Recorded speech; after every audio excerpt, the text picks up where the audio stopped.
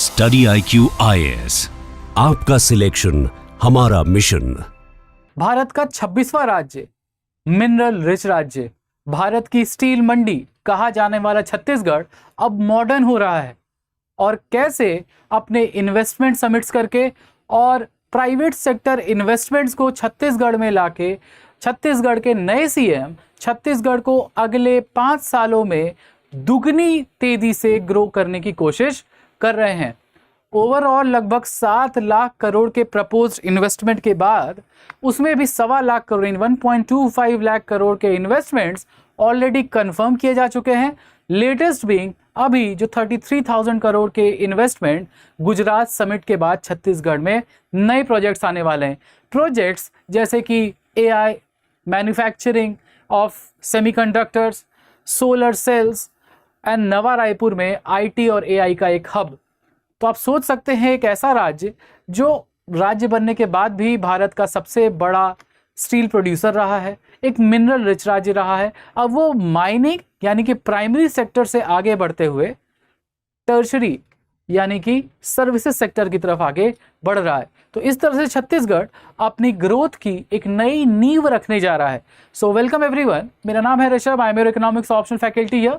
आज का हमारा टॉपिक है why industrial giants are rushing to Chhattisgarh. इसका एक बहुत बड़ा कारण है वहाँ की प्रो बिजनेस पॉलिसीज और वहाँ का एक चीप लैंड रेट। ठीक है, बढ़ते हैं इसके आगे, बट उससे पहले समझते हैं कुछ अपने नंबर्स। सबसे बड़ी बात कि अभी ये लेटेस्ट न्यूज़ में क्यों है, क्योंकि 33,000 करोड़ का इन्वेस्टमेंट 7 कंपनियों से 33,000 करोड़ का इन्वेस्टमेंट मात्र 7 कंपनियों से हमारे छत्तीसगढ़ गवर्नमेंट लेके आ रही है। अच्छा, सवाल एक आपसे भी है, सवाल ये कि छत्तीसगढ़ के नए सीएम का नाम क्या है? Who is the current CM of Chhattisgarh? ठीक, जरूर कमेंट करो। लाइव है तो लाइव में कमेंट करिए, वीडियोस में देख रहे हैं तो कमेंट सेक्शन में डालिए, सो दैट हम लोग साथ साथ रिवाइज भी करते रहेंगे। ठीक, अब ये 33,000 करोड़ एक मल्टीप्लायर इफेक्ट लाता है। अगर आप इकोनॉमिक्स पढ़ते हैं थोड़ा ध्यान से तो कोई भी इन्वेस्टमेंट जो आता है वो मल्टीप्लायर इफेक्ट लाता है, एम्प्लॉयमेंट देता है, डिमांड बढ़ाता है, बढ़ी हुई डिमांड से सप्लाईज की जरूरत पड़ती है, जिससे ओवरऑल ग्रोथ या GSDP आपकी बढ़ेगी। तो इसकी वजह से एम्प्लॉयमेंट लगभग 15,000 नई जॉब्स, डायरेक्ट और इनडायरेक्ट जॉब्स क्रिएट होंगी। आप ये भी देखेंगे कि इन्वेस्टर कनेक्ट, अब ये पैसे आ कहाँ से रहे हैं? तो छत्तीसगढ़ गवर्नमेंट ने इन्वेस्टर कनेक्ट किया था, कहाँ पे? गुजरात के अहमदाबाद में, क्योंकि ये गुजरात बेस्ड इन्वेस्टर को छत्तीसगढ़ लेके आना चाहते थे, क्योंकि छत्तीसगढ़ को अब आगे बढ़ाना है, उसके प्राइमरी सोर्सेज से यानी मिनरल सोर्सेज से आगे बढ़ाना है, नया छत्तीसगढ़ बनाना है। तो अगर हम देखते हैं किसकी लीडरशिप में ये हुआ था, तो चीफ मिनिस्टर विष्णुदेव साय।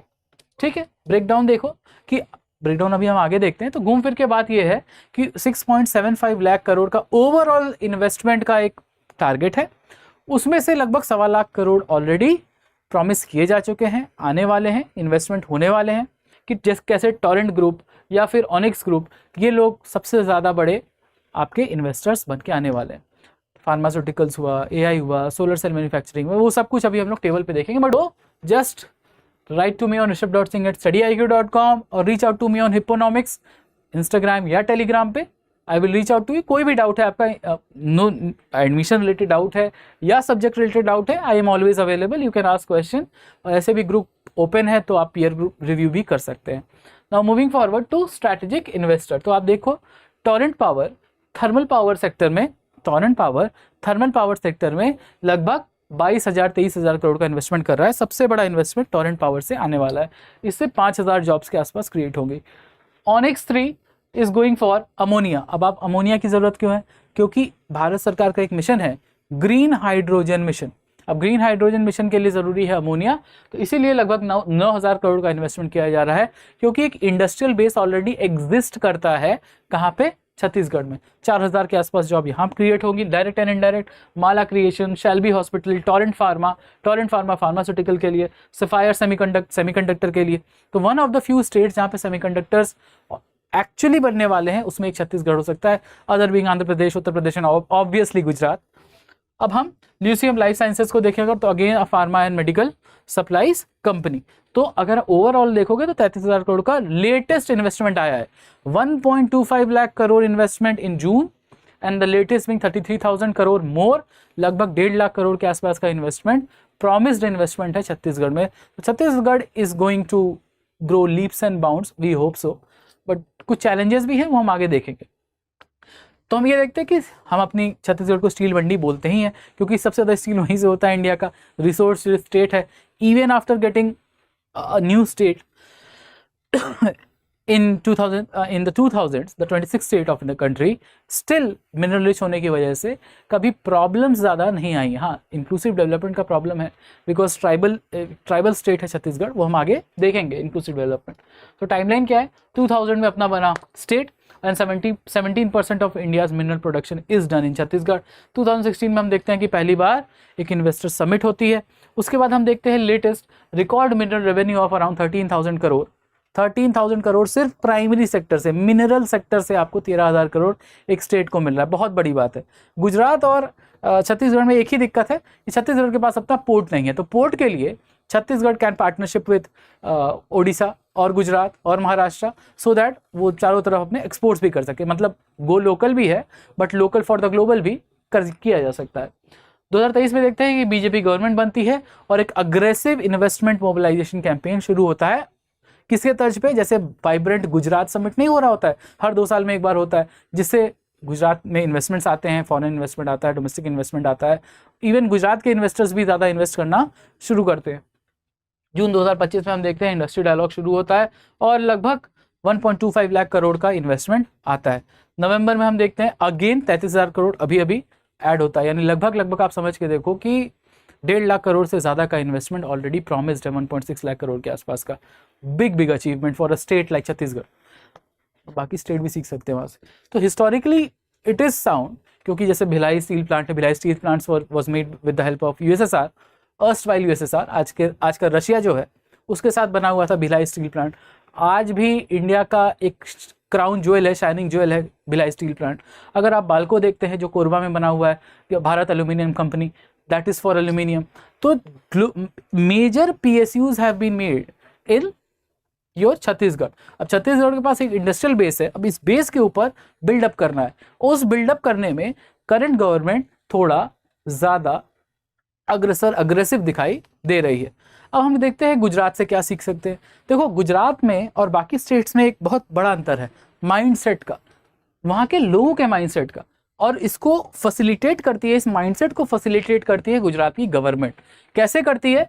अब आप कई बार देखते होंगे कि कई सरकारें MOU साइन करती है, ठीक है, मेमोरेंडम ऑफ अंडरस्टैंडिंग, की इतने इन्वेस्टमेंट आएंगे, बट वो कई बार आते ही नहीं। क्यों?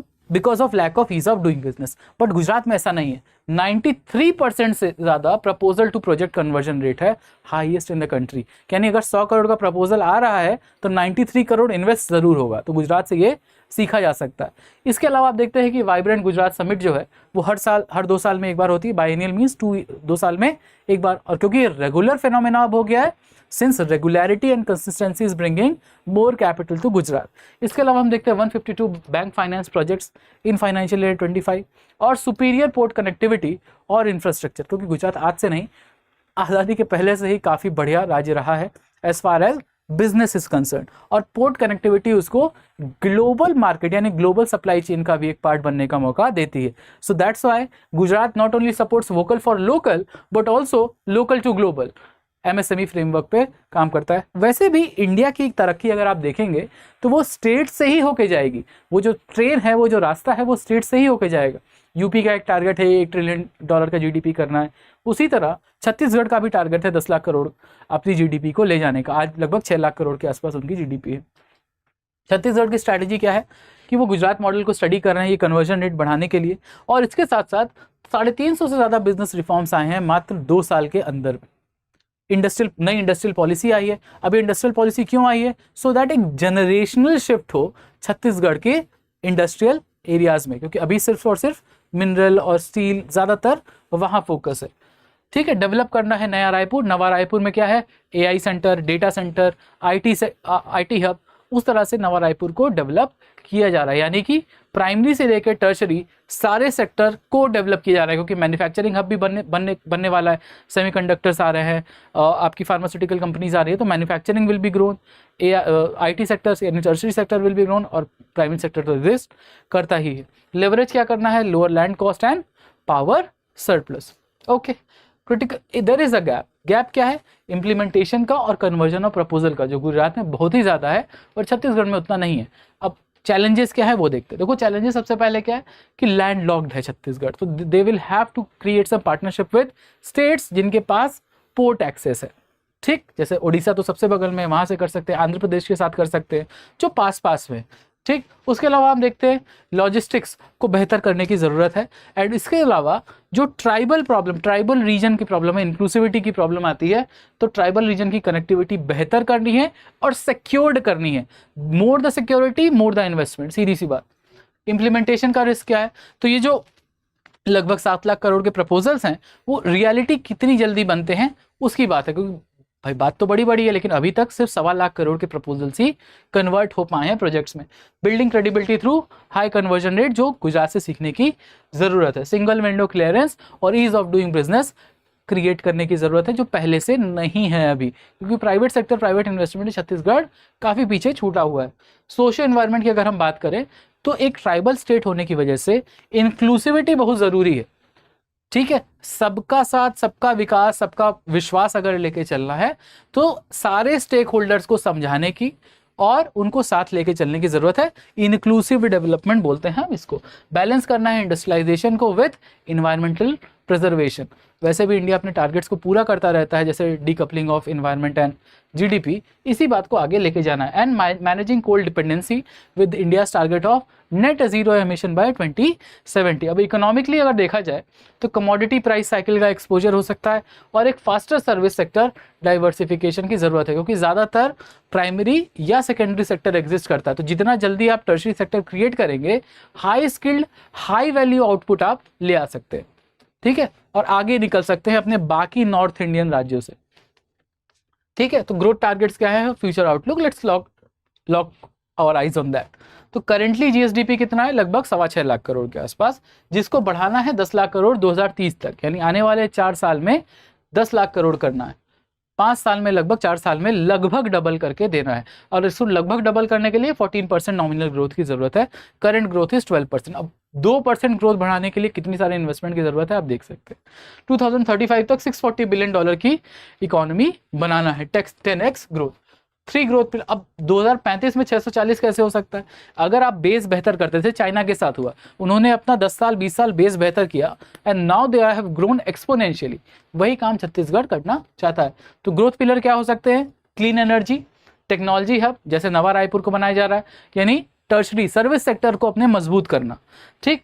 अब क्लीन एनर्जी में हमने देखा ग्रीन हाइड्रोजन में इन्वेस्टमेंट हो रहा है, सोलर सेल्स में इन्वेस्टमेंट हो रहा है, और थर्मल पावर प्लांट में भी इन्वेस्टमेंट हो रहा है, but new generation thermal power plant में।